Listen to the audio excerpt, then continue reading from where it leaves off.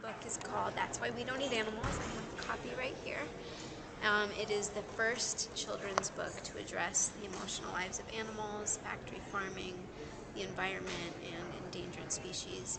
And I wrote it because I was teaching art at an after-school program, and the kids were always really curious about, why I wasn't eating their vacuum-sealed string cheese.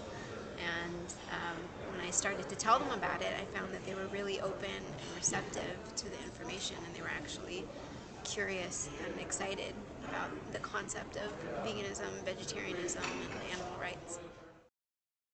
I wrote it as a children's book because I think there's no shortage of information out there for adults, but I think it's very rare that children are invited into this quote-unquote adult dialogue about animal rights.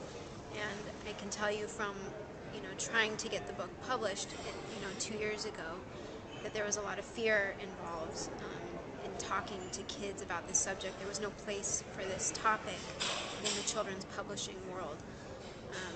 But I've read the book a million times to kids, and never once have I come across a kid who was overwhelmed or freaked out by the subject.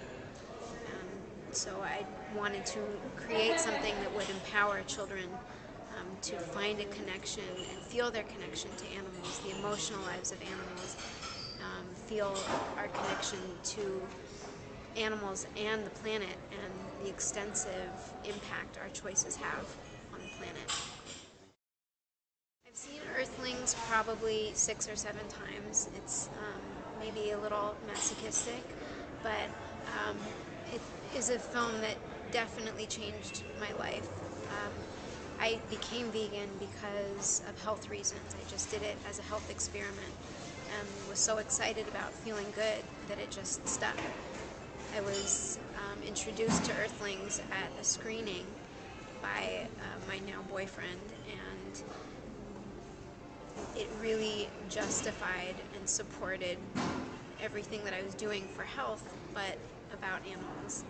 And I've held a lot of people's hands through watching Earthlings, and I think it's one of the most powerful films on the planet.